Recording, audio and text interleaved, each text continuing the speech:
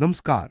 आज हम oral surgery में होने वाली जटिलताओं पर विस्तार से चर्चा करेंगे। सर्जरी के दौरान और बाद में कई तरह की समस्याएं सामने आ सकती हैं, जिनमें soft tissue injury, hard tissue injury, दांत या रूट का फ्रैक्चर, टीएमजे डिसलोकेशन और नर्व इंजरी जैसी जटिलताएं शामिल हैं।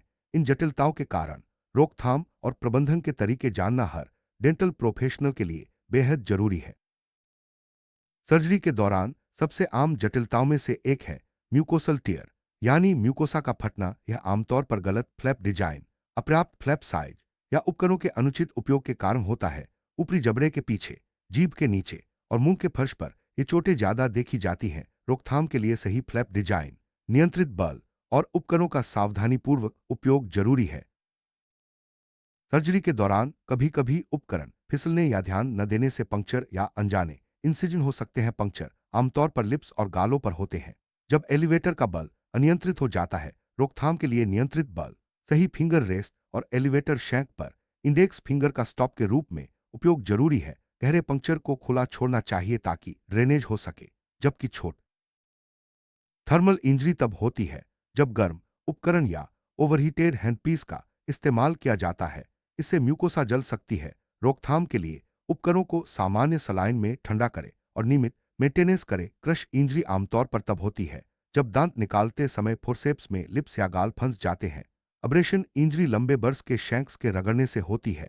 इन सभी इंजरी का इकाइमोसिस यानी अंदरूनी रक्तस्राव, जो सर्जरी के बाद खुद ही 1-2 हफ्तों में ठीक हो जाता है। इसका इलाज कोल्ड स्लैश हॉट पैक और मरीज को आश्वस्त करने से किया जाता है। वहीं सर्जिकल एम्फाइसीमा तब होता है जब एयररिवन टरबाइन ड्रिल से हवा टिश्यू स्पेस में चली जाती है, जिससे त्वचा में क्रैकलिंग महसूस होती है। इससे बचने के लिए बोन या दांत काटने के लिए एयररिवन टरबाइन। हार्ड टिश्यू इंजरी में सबसे आम है दांत या रूट का फ्रैक्चर। यह आमतौर पर अत्यधिक या गलत बल, पूर्व एलिवेशन की कमी या दांत की कमजोर स्थिति के कारण होता है। अगर रूट निकालना सुरक्षित है तो उसे निकालना चाहिए, लेकिन अगर वह आईएएन या एंट्रल फ्लोर के पास है तो छोड़ना भी उचित हो सकता है। निर्णय दांत की स्थिति, रूट की लंबाई, संक्रमण और मरीज के सहयोग पर निर्भर करता। कभी कभी दांत या रूट गलती से सबमैंडिबुलर स्पेस, पेरिगोपेलेटाइन फोसा या इंफ्राटेम्पोरल फोसा में चला जाता है। ऐसे में तुरंत उसे निकालना या ऑम्फ्स को रेफर करना चाहिए। मैक्सिलरी साइनस में खासकर फर्स्ट मोलर के पैलेटल रूट या पतले एंट्रल फ्लोर वाले दांत जा सकते हैं। कंफर्मेशन के लिए नाक से हल्का फूंकने का टेस्ट किया जाता है, लेकिन ज्यादा जोर से नहीं। अगर दांत या रूट गलती से निगल लिया जाए या सांस की नली में चला जाए तो यह गंभीर आपातकाल है। अगर दांत ट्रेकियोब्रोकियल ट्री में चला गया है तो तुरंत चेस्ट सर्जन को रेफर करें और ब्रोंकोस्कोपी कराएं। अगर दांत गैस्ट्रोइंटेस्टाइनल ट्रैक्ट में चला गया है तो गैस्ट्रोएंट्रोलॉजिस्ट से सलाह ले। समय पर सही कदम उठाना मरीज की सुरक्षा के लिए जरूरी है। कई बार गलत दिशा में एलिवेटर लगाने या फोर्सेप्स के अनुचित उपयोग से आसपास के दांत या रिस्टोरेशन को नुकसान पहुंच सकता है। इससे सबलक्सेशन, लक्सेशन या फ्रैक्चर हो सकता है। ऐसे दांत को वायर या एक्रिलिक स्प्लिंट से स्थिर करें और जरूरत हो तो एंडोडोंटिक थेरेपी प्लान करें। गलत दांत निकालना एक गंभीर गलती है जो अक्सर लापरवाही या गलत कम्युनिकेशन के कारण होती है। खासकर ऑर्थोडोंटिक रेफरल में रोकथाम के लिए चार्ट चेक करें, दांत को इंडेलिबल पेंसिल से मार्क करें और मरीज या ऑर्थोडोंटिस्ट को सूचित करें। अगर गलती से दांत निकाल लिया गया है तो उसे तुरंत रीइम्प्लांट करें या रिप्लेस करें। मैक्सिलरी ट्यूब्रोसिटी का फ्रैक्चर आमतौर पर ओवरेप्टेड मोलर, बड़े एंट्रा या अत्यधिक बल के कारण होता है। अगर बोन पेरियोस्टियम से जुड़ा है तो उसे रिपोजिशन और स्यूचर करें। अगर पूरी तरह अलग हो गया है तो निकाल दें। बड़े सेगमेंट में सर्जरी टाल दें और 6-8 हफ्ते बाद करें। मैंडिबल फ्रैक्चर दुर्लभ है, लेकिन deep impacted third molar atrophy, cyst या ट्यूमर के कारण हो। सर्जरी के दौरान कभी कभी इंस्ट्रूमेंट जैसे बर्स या एलिवेटर के टुकड़े टूटकर टिश्यू में रह जाते हैं। अगर संभव हो तो तुरंत निकालें, वरना ऑम्फ्स को रेफर करें और डिब्राइडमेंट करवाएं। यह जटिलता मरीज के लिए असुविधाजनक हो सकती है, इसलिए उपकरणों की गुणवत्ता और सही उपयोग जरूरी है। टीएमजे यानी टेम्पोरोमैंडिबुलर जॉइंट में दर्द या डिसलोकेशन सर्जरी के दौरान हो सकता है, खासकर जनरल एनेस्थीसिया या बिना सपोर्ट के जबड़े खोलने पर। दर्द आमतौर पर कैप्सूल के खिंचाव से होता है, जिसका इलाज रेस्ट, सॉफ्ट डाइट, हॉट फोमेटेशन और एनाल्जेसिक्स से किया जाता है। डिसलोकेशन में जबड़े को नीचे और पीछे की ओर धकेलकर ठुड्डी को ऊपर घुमाकर सेट किया जाता है। लेट सुपाइन हाइपोटेंसिव सिंड्रोम आमतौर पर गर्भावस्था के अंतिम चरण में होता है, जब भ्रूण का दबाव इंफीरियर वेना कावा पर पड़ता है। इससे मरीज को चक्कर, कमजोरी या ब्लड प्रेशर गिरने की समस्या हो सकती है। ऐसे में मरीज को एक तरफ करवट दिलाए या सिर ऊंचा करे, जिससे वेनस रिटर्न और कार्डियक आउटपुट तुरंत बहाल हो जाता है।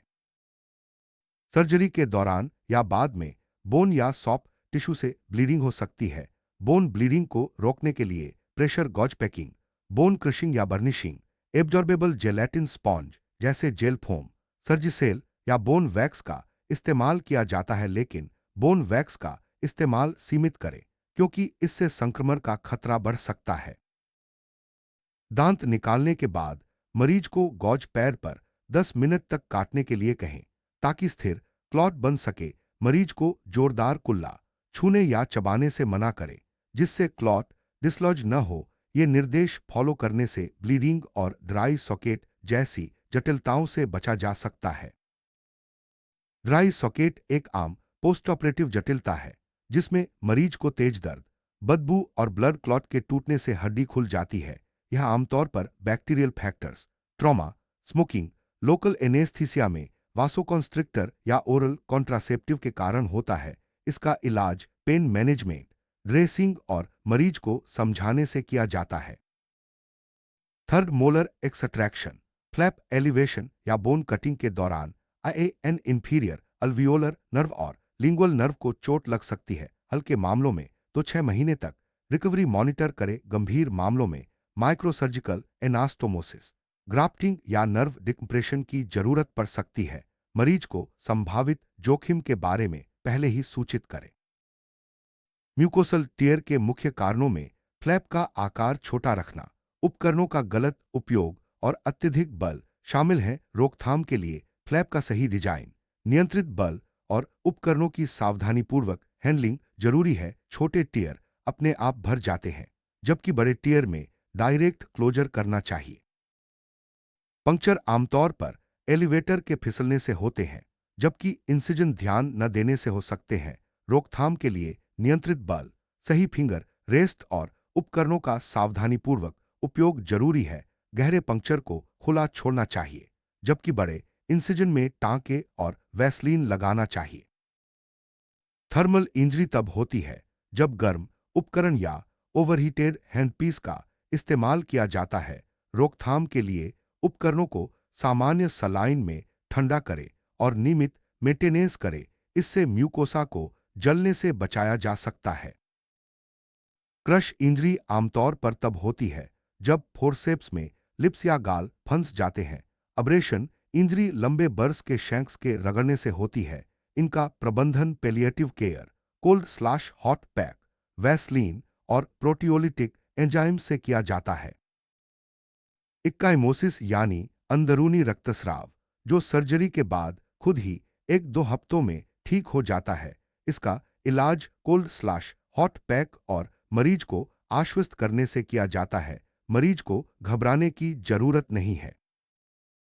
सर्जिकल एम्फाइसीमा तब होता है जब एयर ड्रिवन टरबाइन ड्रिल से हवा टिश्यू स्पेस में चली जाती है, जिससे त्वचा में क्रैकलिंग महसूस होती है। इससे बचने के लिए बोन या दांत काटने के लिए एयर ड्रिवन टरबाइन का इस्तेमाल न करें। दांत या रूट का फ्रैक्चर आमतौर पर अत्यधिक या गलत बल, पूर्व एलिवेशन की कमी या दांत की कमजोर स्थिति के कारण होता है। कारियस लीजन, बड़ी रिस्टोरेशन, डिवाइडेड या स्लेंडर रूट्स भी जोखिम बढ़ाते हैं। अगर रूट निकालना सुरक्षित है तो उसे निकालना चाहिए, लेकिन अगर वह आईएएन या एंट्रल फ्लोर के पास है तो छोड़ना भी उचित हो सकता है। निर्णय दांत की स्थिति, रूट की लंबाई, संक्रमण और मरीज के सहयोग पर निर्भर करता है। अगर कोई टुकड़ा छोड़ना पड़े तो मरीज को जरूर सूचित करे और डॉक्यूमेंट करे। कभी कभी दांत या रूट गलती से सबमैंडिबुलर स्पेस, पेरिगोपैलेटाइन फोसा या इंफ्राटेम्पोरल फोसा में चला जाता है। यह आमतौर पर पतली लिंगुअल कॉर्टेक्स या सर्जिकल तकनीक की कमी के कारण होता है। मैक्सिलरी साइनस में दांत या रूट जाने पर नाक से हल्का फूंकने का टेस्ट किया जाता है, लेकिन ज्यादा जोर से नहीं। ब्लड या एयर डिफ्लेक्शन देखना चाहिए। कभी भी साइनस में ब्लाइंडली प्रोबिंग न करें। अगर दांत ट्रेकियोब्रोकियल ट्री में चला गया है तो तुरंत चेस्ट सर्जन को रेफर करें और ब्रोंकोस्कोपी कराएं। अगर दांत गैस्ट्रोइंटेस्टाइनल ट्रैक में चला गया है तो गैस्ट्रोएंट्रोलॉजिस्ट से सलाह लें। समय पर सही कदम उठाना मरीज की सुरक्षा के लिए जरूरी है। गलत दिशा में एलिवेटर लगाने या फोर्सेप्स के अनुचित उपयोग से आसपास के दांत या रिस्टोरेशन को नुकसान पहुंच सकता है। रोकथाम के लिए सही तकनीक और उपकरणों का सावधानीपूर्वक उपयोग जरूरी है। अगर सबल्क्सेशन या लक्सेशन हो गया है तो दांत को वायर या एक्रिलिक स्प्लिंट से स्थिर करें और जरूरत हो तो एंडोडोंटिक थेरेपी प्लान करें। इससे दांत की स्थिरता और फंक्शन बहाल किया जा सकता है।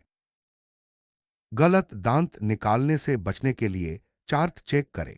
दांत को इंडेलिबल पेंसिल से मार्क करें और मरीज या ऑर्थोडोंटिस्ट को सूचित करें। सही कम्युनिकेशन और डबल चेकिंग जरूरी है। अगर गलती से दांत निकाल लिया गया है तो उसे तुरंत रीइम्प्लांट करें या रिप्लेस करें। मरीज और ऑर्थोडोंटिस्ट को सूचित करें और डॉक्यूमेंटेशन करें। मैक्सिलरी ट्यूब्रोसिटी का फ्रैक्चर आमतौर पर ओवरएप्टेड मोलर, बड़े एंट्रा या अत्यधिक बल के कारण होता है। इससे बोन का बड़ा हिस्सा अलग हो सकता है। अगर बोन पेरियोस्टियम से जुड़ा है तो उसे रिपोजिशन और स्यूचर करें। अगर पूरी तरह अलग हो गया है तो निकाल दें। बड़े सेगमेंट में सर्जरी टाल दें और 6-8 हफ्ते बाद करें। मैंडिबल फ्रैक्चर दुर्लभ है, लेकिन deep impacted third molar atrophy, cyst या ट्यूमर के कारण हो सकता है। ऐसे में तुरंत रेडियोग्राफ लें, मरीज को सूचित करें और रिडक्शन व फिक्सेशन करें। इंस्ट्रूमेंट ब्रेकेज से बचने के लिए उपकरणों की गुणवत्ता और सही उपयोग जरूरी है। अगर टुकड़ा टिश्यू में रह जाए तो तुरंत निकालें या ऑम्स को रेफर करें और डिब्राइडमेंट करवाएं। टीएमजे में दर्द या डिसलोकेशन जनरल एनेस्थीसिया या बिना सपोर्ट के जबड़े खोलने पर हो सकता है। दर्द का इलाज रेस्ट, सॉफ्ट डाइट, हॉट फोमेटेशन और एनाल्जेसिक्स से करें। डिसलोकेशन में जबड़े को नीचे और पीछे की ओर धकेलकर सेट करें। लेट सुपाइन हाइपोटेंसिव सिंड्रोम में मरीज को एक तरफ करवट दिलाए या सिर ऊंचा करें, जिससे वेनस रिटर्न और कार्डियक आउटपुट तुरंत बहाल हो जाता है। यह खासतौर पर गर्भवती महिलाओं में देखा जाता है। बोन ब्लीडिंग को रोकने के लिए pressure gauze packing, bone crushing या बर्निशिंग, एब्जॉर्बेबल जेलेटिन स्पॉन्ज या बोन वैक्स का इस्तेमाल करें। सॉफ्ट टिश्यू ब्लीडिंग में भी प्रेशर और सही ड्रेसिंग जरूरी है। मरीज को गॉज पैर पर 10 मिनट तक काटने के लिए कहें ताकि स्थिर क्लॉट बन सके। मरीज को जोरदार कुल्ला छूने या चबाने से मना करें, जिससे क्लॉट डिसलॉज न हो। ड्राई सॉकेट में ब्लड क्लॉट टूट जाता है, जिससे हड्डी खुल जाती है और तेज दर्द व बदबू आती है। यह bacterial factors, trauma, smoking, vasoconstrictor या ओरल कॉन्ट्रासेप्टिव के कारण होता है। ड्राई सॉकेट का इलाज पेन मैनेजमेंट, ड्रेसिंग और मरीज को समझाने से किया जाता है। मरीज को धैर्य रखने और निर्देशों का पालन करने के लिए कहें। Third molar extraction, flap elevation या बोन कटिंग के दौरान आईएएन और लिंगुअल नर्व को चोट लग सकती है। मरीज को संभावित जोखिम के बारे में पहले ही सूचित करें। हल्के मामलों में 2-6 महीने तक रिकवरी मॉनिटर करें। गंभीर मामलों में माइक्रोसर्जिकल एनास्टोमोसिस, ग्राफ्टिंग या नर्व डिकम्प्रेशन की जरूरत पड़ सकती है। मरीज को पूरी जानकारी दें और फॉलोअप सुनिश्चित करें।